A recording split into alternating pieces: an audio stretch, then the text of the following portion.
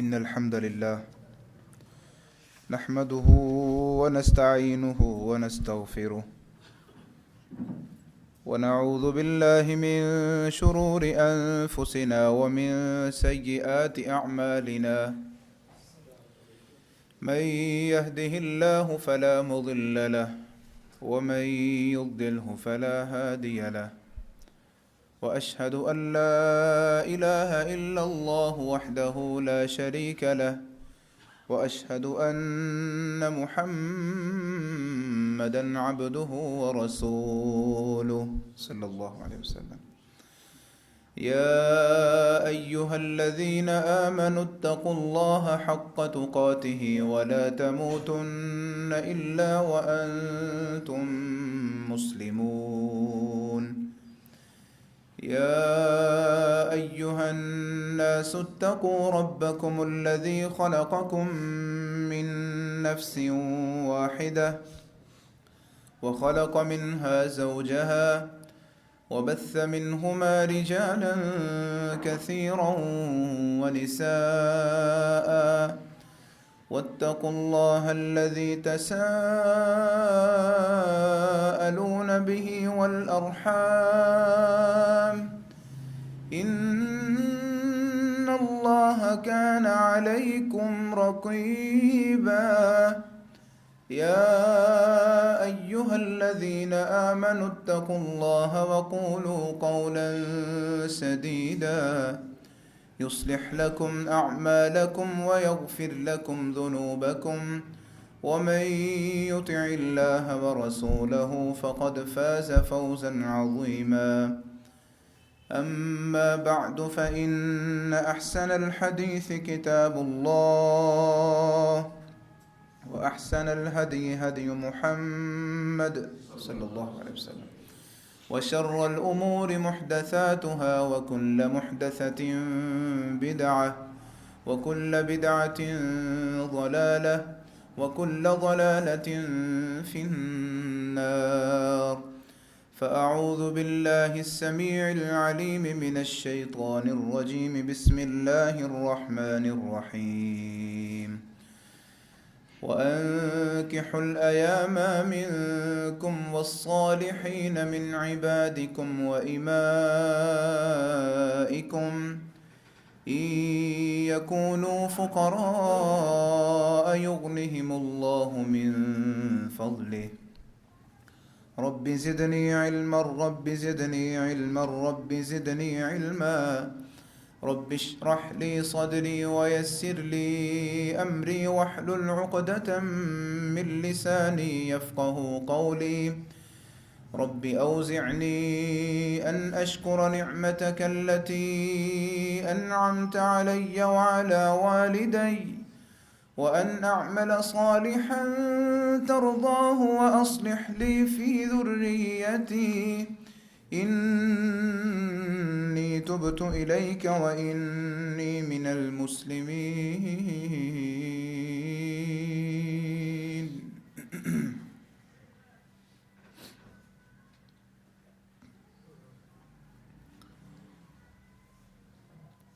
काबिल साद एहतराम भाइयों, बुज़ुर्गों, अज़ीज़ साथियों,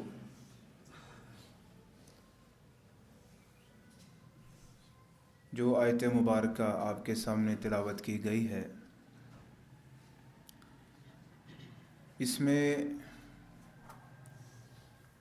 अल्लाह रब्बुल आलमीन निकाह करने का हुक्म दे रहे हैं कि जिनके निकाह नहीं हुए वो निकाह करें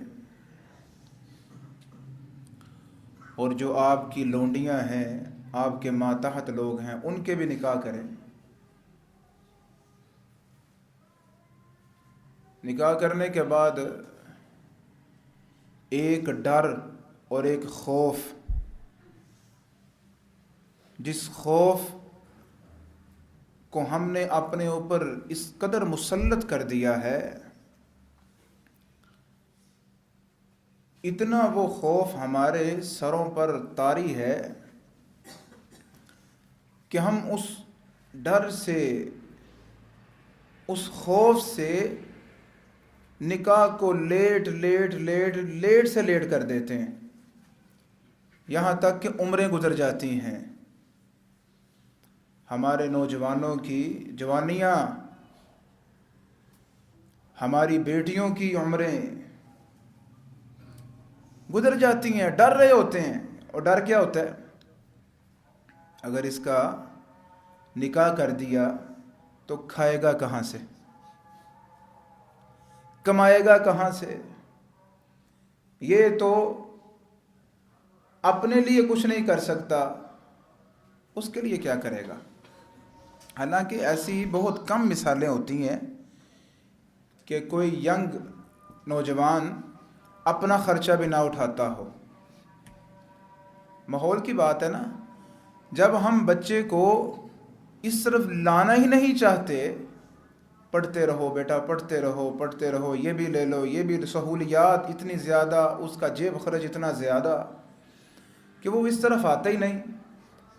اگر اس کو یہ کہا جائے بیٹا 5-6 گھنٹے آپ نے اسٹڈی کو دینے ہیں، 5-6 گھنٹے آپ نے کاروبار کو دینے ہیں، ملازمت کریں، 12 گھنٹے آپ کی یہ ورکنگ ٹائمنگ ہے، اس کے بعد آپ آرام کریں، 12 گھنٹوں میں 5-6 گھنٹے اسٹڈی کو دے، 5-6 گھنٹے کسی ورک کو دے، تو اپنا خرچہ تو چلا ہی سکتا ہے وہ۔ بہرحال یہ اپنی اپنی سوچ ہوتی ہے۔ اور جو کامیاب ملک ہے نا، وہ بچپن سے ہی بچوں کو تجارت سکھلاتے ہیں۔ ہم اس کو عیب سمجھتے ہیں بعض، لیکن وہ پھر بچوں کو عیش و آرام اس قدر ملتا ہے کہ وہ صراط مستقیم سے ہی ہٹ جاتے ہیں۔ یہاں تک کہ ہماری نوجوان نسل اب اللہ پر ایمان لانے میں بھی شک کر رہی ہے، اس قدر صراط مستقیم سے ہٹ چکے ہیں۔ اور کثیر تعداد ہے ہمارے کالجوں یونیورسٹیوں میں، اگر آپ دورہ کریں، آپ کو اگر موقع ملے تو ایسے ایسے سوالات کریں گے، عقل دنگ رہ جاتی ہے، اور وہ عقل سے سوال کرتے ہیں۔ یہ بھی ایک فتنہ ہے۔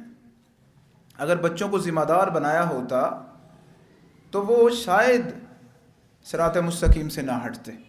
بہرحال یہ موضوع نہیں ہے ہمارا۔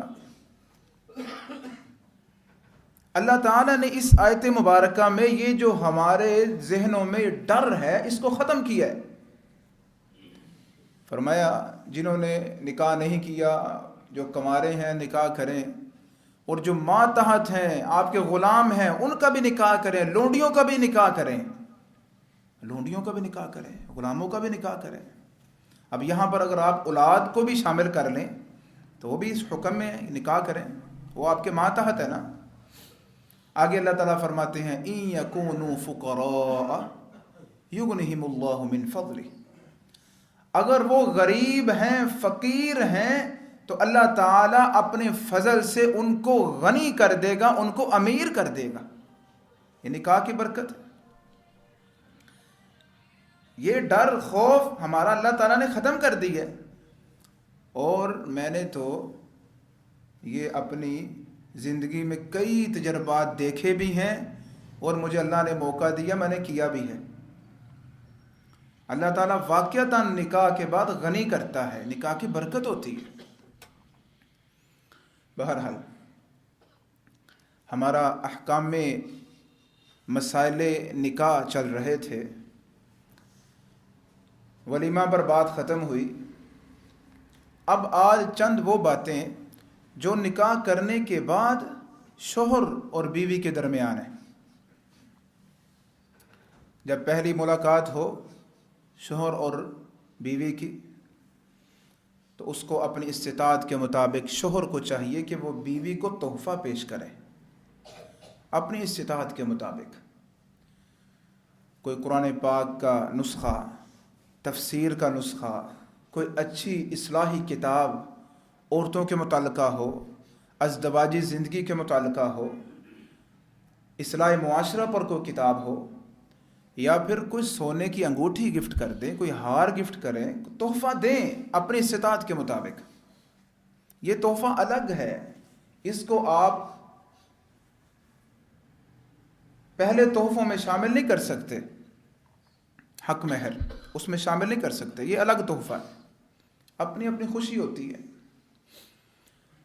تحفہ دے، اور اس کے بعد عورت کی پیشانی پر ہاتھ رکھ کر مرد یہ دعا پڑھے، اللہم انی اسألک خیرہا وخیر ما جبلتہا علیہ واعوذ بک من شرہا وشر ما جبلتہا علیہ۔ اے اللہ، میں تجھ سے اس بیوی، یہ عورت جو ہے، اس کی خیر کا سوال کرتا ہوں، وہ خیر جس پر تو نے اس کو پیدا کیا ہے اس کا تجھ سے سوال کرتا ہوں۔ وَأَعُوذُ بِكَ مِن شَرِّهَا، اے اللہ میں اس عورت کے شر سے تیری پناہ پکڑتا ہوں، وہ شر جس پر تو نے اس کو پیدا کیا ہے، یعنی اس کے اندر جتنے بھی شر ہیں، جتنی بھی خرابیاں ہیں، یا اللہ میں ان خرابیوں سے تیری پناہ پکڑتا ہوں، اور جتنی بھی اس میں بلائیاں ہیں اور جتنی بھی اس میں خیر ہے جو تو نے اس کے لیے پیدا کی ہے، جس پر تو نے اس کو پیدا کیا ہے، یا اللہ میں اس کا تجھ سے سوال کرتا ہوں۔ یہ شوہر بیوی کی پیشانی پر ہاتھ رکھ کر یہ دعا پڑھے، سنتے جائیں اور شرماتے جائیں۔ کئی بزرگوں نے بھی نہیں پڑھی ہوگی، نوجوانوں کی تو بات اور ہے نا۔ اگر نہیں پڑھی تو آج ہی پڑھ لیں، آج پتہ چلا نا، آج ہی پڑھیں، دعا یاد کریں اور گھر جا کے پڑھیں۔ اب اس کے بعد ہے، جب مخصوص ازدواجی تعلق قائم کیے جاتے ہیں اس وقت بھی ہمیں شریعت نے دعا سکھلائی ہے۔ بسم اللہ، اللہم جنبنا الشیطان وجنب الشیطان ما رزقتنا علیہ۔ یا اللہ، ہم دونوں کو شیطان کے شر سے محفوظ فرما، ہمیں شیطان سے محفوظ فرما، وجنب الشیطان ما رزقتنا علیہ، اور جو تو ہمیں اولاد عطا فرمائے یا اللہ اسے بھی شیطان سے محفوظ فرما۔ یہ جب بھی مرد اور عورت مخصوص ازدواجی تعلق قائم کریں تو یہ دعا پڑھتے رہیں، پوری عمر کے لیے پڑھتے رہیں۔ اس دعا کی برکت ہے۔ یہ ہے شریعت اسلامیہ کا سنہری اصول کہ انسان کے دنیا میں آنے سے کتنا پہلے اس کی خیر اور بھلائی کی دعا کی جا رہی ہے،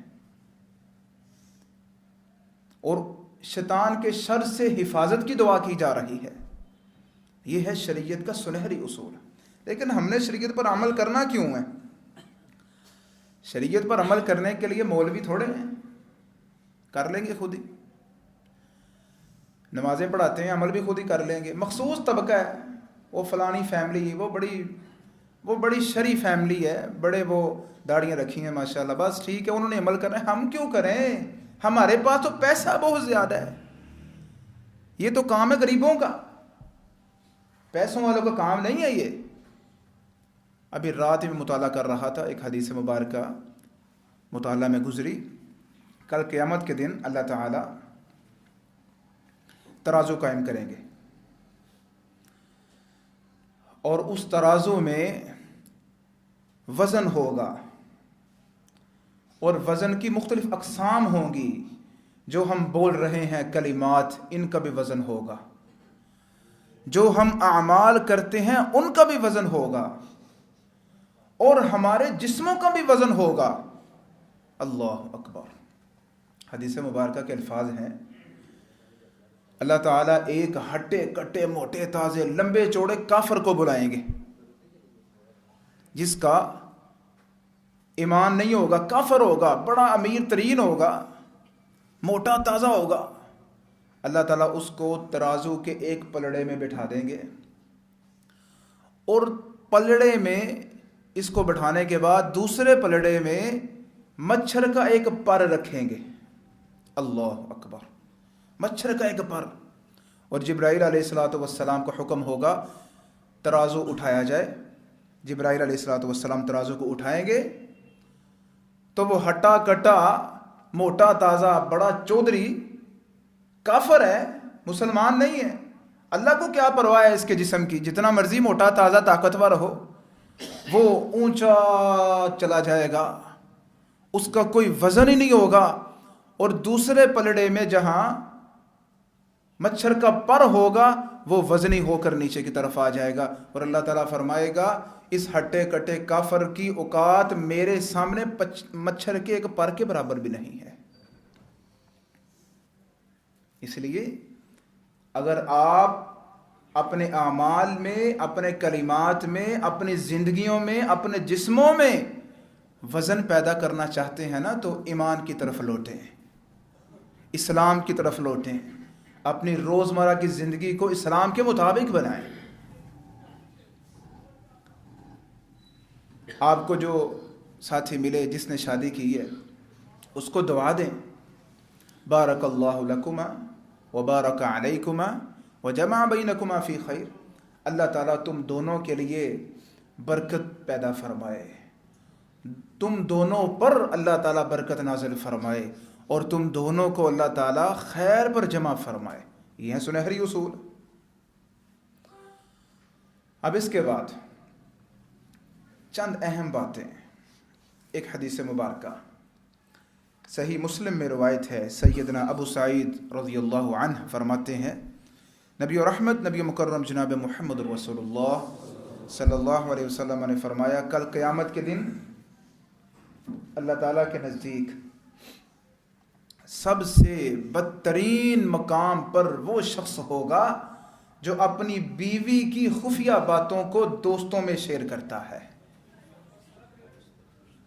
اور اسی طرح وہ بیوی بدترین مقام پر ہوگی کل قیامت کے دن اللہ تعالیٰ کے ہاں جو اپنے خاوند کی خفیہ باتوں کو، بیڈ روم کی باتوں کو سہیلیوں میں ڈسکس کرتی ہے. بدترین ہیں یہ لوگ. لیکن ہمارے ہاں کیا ہو رہا ہے؟ یہ سوشل میڈیا دیکھیں، کیسے میاں بیوی بیٹھے ہوئے ہیں کسی پروگرام پر، وہ اس کی باتیں بتا رہا ہے، وہ اس کی باتیں بتا رہی ہے. اور یہ پچھلے دنوں ہماری حکومتی لیول پر جو شادی ہوئی ہے، ایک سب نے دیکھا ہے، تصویریں بن رہی ہیں میاں بیوی کی، اس کی پہلی بیوی کی تصویریں شیئر کی جا رہی ہیں، بے حیائی ہو رہی ہے، عریانی ہو رہی ہے، اور فضول خرچی ہو رہی ہے. اور کیسے بن سور کر غیر محرموں کے سامنے کیا کچھ ہو رہا ہے. یہ بدترین لوگ ہیں اللہ تعالیٰ کے ہاں. عورت بن سنور سکتی ہے شوہر کے لیے، بس شوہر کے علاوہ عورت کسی کے سامنے بن سنور نہیں سکتی. اور خرابیاں پیدا ہوتی ہیں جب بنیادیں غلط ہو جائیں تو پھر خرابیاں پیدا ہوتی ہیں. پارکوں میں جا رہے ہیں ہنی مون منانے کے لیے، اوٹنگ کرنے کے لیے، تصویریں بنا بنا کر میاں بیوی اپنے بڑی خوشی کے ساتھ شیئر کر رہے ہیں، اور کہتے ہیں جی دین میں اتنی سختی نہیں ہے. اور بھائی دین میں سختی نہیں ہے، لیکن یہ کہاں ہے کہ اپنی پرسنل لائف کو لوگوں میں شیئر کریں آپ، یہ بھی تو اس کے مترادف ہے. بہرحال بنیاد کو درست کیجئے. اب چند باتیں پچھلے خطبات میں رہ گئی تھی منگنی کے حوالے سے. منگنی کو عربی میں خطبہ کہتے ہیں، خطبہ.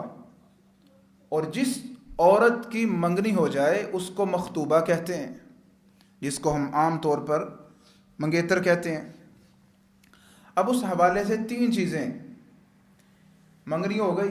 پہلی بات تو یہ ہے کہ منگنی ہوتی ہی ایسی ہے کہ لگتے نہیں منگنی ہوئی ہے. منگنی کا مطلب کیا ہے کہ دونوں طرف سے رشتہ پکا ہو چکا ہے، بات پکی ہو چکی ہے، بس چلیں چند لوگ جو آئے ہیں والدین بہن بھائی ان کے لیے کھانا بنا دیا گیا ہے. لیکن یہاں اس قدر فضولیات، اس قدر فضول خرچی اور اس قدر اللہ اور اس کے رسول کی بغاوت کہ آپ حیران ہوں گے کہ شادی ہال بک کیے جاتے ہیں منگنیوں کے لیے. منگنی ہو رہی ہے، شادی ہال بک کیے جا رہے ہیں، اور پھر وہاں پر بے جا فضول خرچی ہو رہی ہے، بے جا بے پردگی ہو رہی ہے، میوزک چل رہا ہے. اور پھر یقین کریں اتنا افسوس اور دکھ ہوتا ہے کہ دونوں منگیتر لڑکا اور لڑکی دونوں کو ساتھ ساتھ بٹھا دیا جاتا ہے، ابھی منگنی ہوئی ہے، اور پھر سارے بیٹھ کر تصویریں بنا رہے ہیں، بھائی یہ منگنی ہوئی ہے، اس قدر دین سے دوری، یہ بنیاد ہی غلط ہو رہی ہے، یہ ہماری بنیاد شریعت کے مطابق نہیں ہو رہی۔ ہم کیسے توقع کر سکتے ہیں کہ آنے والے وقت میں ہمارے گھروں میں سکون ہوگا، ہماری زندگیوں میں قرار اور چین ہوگا؟ سکون اور چین اور قرار تب ہی ہوگا جب آپ شریعت کے مطابق منگنی کریں گے، شریعت کے مطابق نکاح کریں گے۔ اب منگنی کے بعد کیا ہوتا ہے؟ پہلے تو وہ لوگ ہوتے ہیں جو لڑکا اور لڑکی دونوں کو سر عام کھلی چھٹی دے دیتے ہیں، باتیں کریں، گپ شپ کریں، بلکہ یہاں تک کہ ایک میرے پاس ایک کیس آیا، وہ لڑکا بتا رہا ہے کہ مجھے بالکل میرا ذہن نہیں کرتا کہ میں اپنی منگیتر سے فون پہ یا میسج پہ بات کروں، مجھے گھر والے مجبور کر رہے ہیں کہ اس سے بات کیا کرو۔ اب ہم لمبی لمبی باتیں کرتے ہیں، اب وہ باتیں صرف باتوں تک محدود رہ نہیں جاتی، پھر بھائی ایک حد تک آپ لڑکا اور لڑکی کی بات بھی کروا سکتے ہیں۔ ہمارے استاد فرماتے تھے کہ لڑکی کی وہ ادائیں جو اس کا بھائی اور اس کا باپ دیکھ سکے، یہ منگیتر اپنے نکاح سے پہلے لڑکی کی وہ ادائیں صرف دیکھ سکتا ہے۔ تنہائی کا کہیں بھی حکم نہیں ہے، تنہائی اختیار کریں، بلکہ بچنا چاہیے، کھلی چھٹی نہیں دینی چاہیے۔ اور دوسرے وہ لوگ ہیں جو گھر میں جانا ہی بند کر دیتے ہیں۔ وہ لڑکی کا گھر ہے، چاہے وہ اس گھر میں پوری زندگی گزری ہو، اس کی خالہ کا گھر ہو، پھوپھے کا گھر ہو، بس آپ نے دروازہ اندر ہی نہیں آنا، بھائی آئے سب کے سامنے، آئے سب کے سامنے چلا جائے تو اس میں کوئی حرج نہیں ہے، یہ بھی مبالغہ ہے۔ درمیانی راہ اختیار کرنی چاہیے۔ اور تیسری اس میں خرابی یہ ہے کہ منگنی ٹوٹنے کو ہم بہت بڑا عیب سمجھتے ہیں۔ منگنی ٹوٹ گئی بس کام بھی ختم، منگنی ٹوٹ گئی، نہیں یہ کوئی عیب ہے روش، اور بھائی کوئی معاملہ ہو سکتا ہے، منگنی ٹوٹی ہے، اور منگنی ٹوٹنے کو اتنا بڑا عیب سمجھا جاتا ہے، پھر نکاح ٹوٹنے کو بہت بڑا عیب سمجھا جاتا ہے۔ کوئی متعلقہ عورت ہو یا کسی کی مرد اور عورت کے آپس میں نہ بنتی ہو، ان کی طلاق ہو جائے یا عورت بیوہ ہو جائے، اس قدر یہ معاشرے میں عیب سمجھا جاتا ہے کہ اس کی زندگی کو عذاب بنا دیا جاتا ہے کہ اس کو جینے کا حق ہی نہیں ہے۔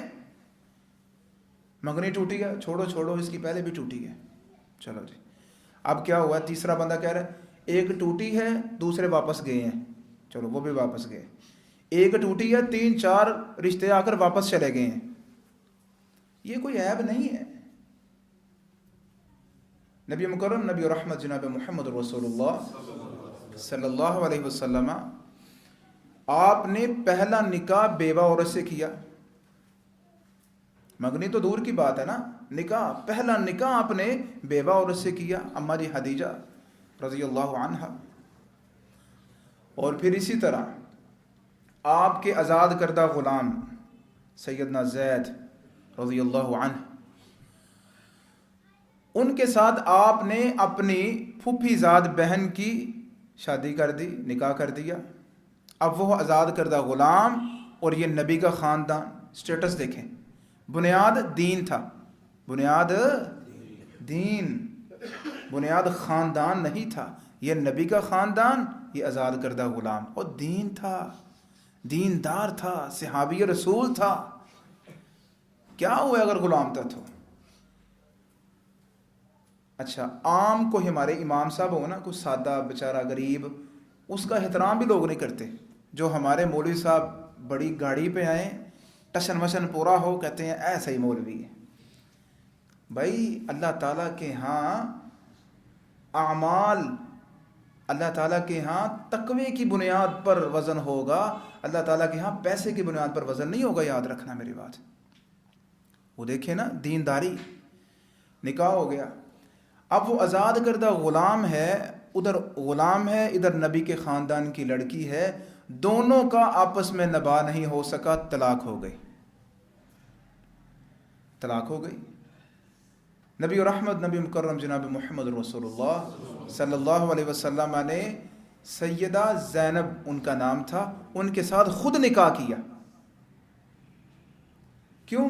یہاں پر اللہ تعالیٰ نے ایک اور مسئلہ سمجھانا تھا کہ سیدنا زید یعنی کہ جو صحابی رسول تھے حضرت زید، وہ رضی اللہ عنہ اللہ کے پیارے محبوب کے منہ بولے بیٹے بھی تھے۔ اللہ تعالیٰ نے یہاں ہمیں یہ مسئلہ بھی سمجھا دیا کہ جو بہو ہوتی ہے وہ سسر کے لیے حرام ہے پوری زندگی کے لیے، بیٹا فوت بھی ہو جائے بہو حرام ہے، لیکن منہ بولے بیٹے کی بیوی حرام نہیں ہے۔ جو منہ بولا بیٹا ہے نا، سگا بیٹا نہیں ہے، اس کی بیوی اگر طلاق ہو گئی ہے، بیٹا منہ بولا بیٹا فوت ہو گیا، اس کے ساتھ سسر نکاح کر سکتا ہے، جو منہ بولا بیٹے، منہ بولا باپ ہے۔ جو سمجھ آ رہی بات؟ یہ بھی اللہ تعالیٰ نے مسئلہ یہاں سمجھانا تھا۔ بہرحال دین اسلام میں بڑی خوبصورتیاں ہیں، بڑے پیارے اصول ہیں، اس کی بنیاد پر آپ رشتہ بنائیں گے تو اللہ تعالیٰ آپ کے رشتوں میں برکات کا نزول فرمائے گا۔ اللہ تعالیٰ سے دعا ہے کہ اللہ تعالیٰ ہمیں اصلاح اور عمل کی توفیق عطا فرمائے۔ آخر دعوانا الحمدللہ رب العالمین۔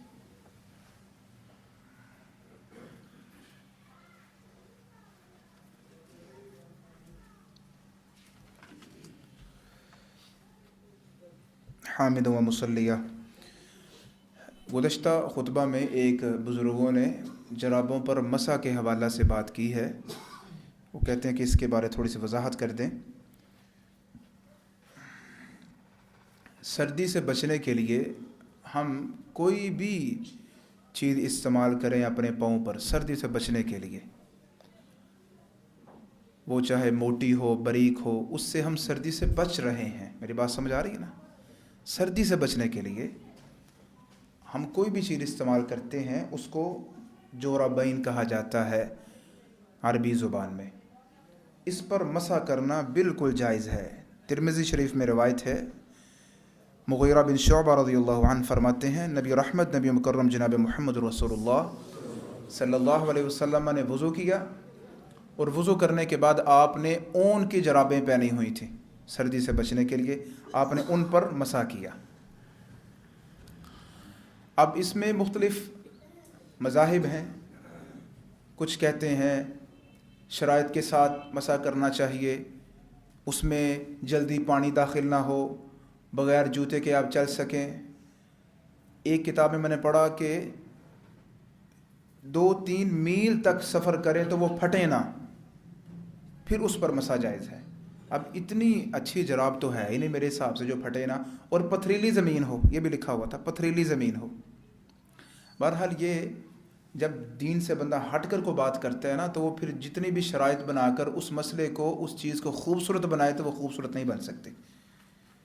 ایک بہترین اصول بتا دیا کہ جورابین پر مسح کرنا جائز ہے، تو اس کو مسح کریں، سردی سے بچنے کے لیے پہنی ہوئی ہیں، اور اس میں ٹخنے بھی ٹانپے ہوں۔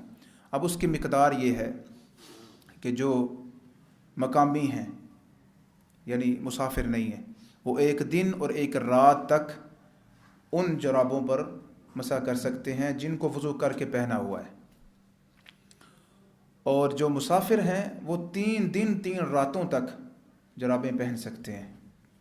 اب یقین کریں ہمارے بزرگ ہوتے ہیں، اب وہ مجبوری ہے، بس ان کو جو ذہن میں بات بیٹھ گئی ہے، حدیث جتنا یہ حدیث مبارکہ بالکل ٹھیک ہے، میں نے آپ کو سنائی، اب ہم بتائیں نا بزرگوں یہ حدیث مبارکہ ٹھیک ہے، درست ہے، اس پر عمل کریں، کہتے ہیں نہیں، وہ 5 نمازیں بہت سخت سردی میں بھی پاؤں سے جرابیں اتار کر دھوئیں گے اس کو اچھی طرح، اور پھر اگلے ہفتے وہ بیمار ہو جائیں گے۔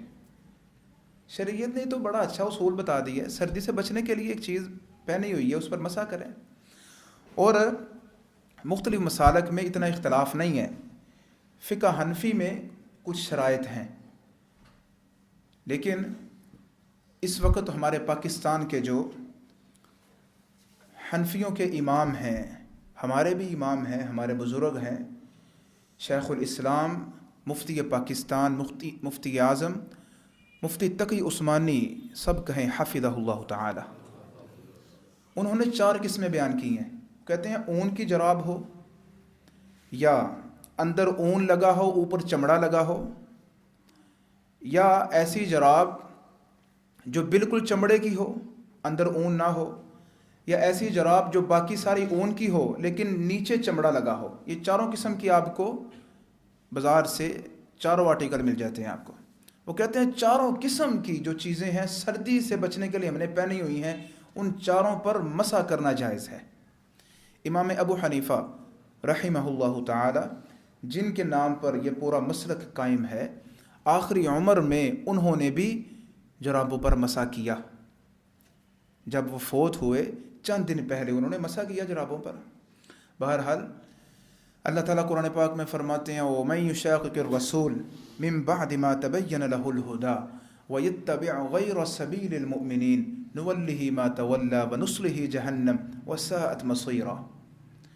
حق واضح ہو جانے کے بعد، یعنی ہمیں واضح نص مل جائے، قرآن پاک کی آیت یا حدیث مبارکہ نظر آ جانے کے بعد پھر بھی اگر کوئی اللہ کے رسول کی مخالفت کرتا ہے، اللہ کی مخالفت کرتا ہے، اللہ تعالیٰ فرماتے ہیں نُوَلِّهِ مَا تَوَلَّى، وہ جس طرح پھر چلتا ہے نا، جس طرف بھی چلتا ہے ہم اس کو اس طرف ہی چلا دیتے ہیں. اللہ تعالیٰ کہتے ہیں ہمیں پرواہ نہیں ہے، اس کے سامنے ہم نے بات کو پہنچا دیا ہے، حق واضح ہو چکا ہے، پھر بھی وہ صراط مستقیم سے بھٹکا ہوا ہے نا، اگر اس نے خود یہ راستے کا انتخاب کر لیا ہے تو ہم بھی اس کو اسی طرف چلا دیں گے. پھر نُوَلِّهِ مَا تَوَلَّى. آگے پھر اللہ کیا فرماتے ہیں، کیونکہ حق واضح ہو چکا ہے، اللہ فرماتے ہیں وَنُصْلِهِ جَهَنَّمَ، ہم پھر اس کو جہنم کا ایندھن بنا دیں گے. وَسَاءَتْ مَصِيرًا، اور یاد رکھو جہنم بہت برا ٹھکانہ ہے. اللہ تعالی ہمیں شریعت کے مطابق عمل کرنے کی توفیق عطا فرمائے.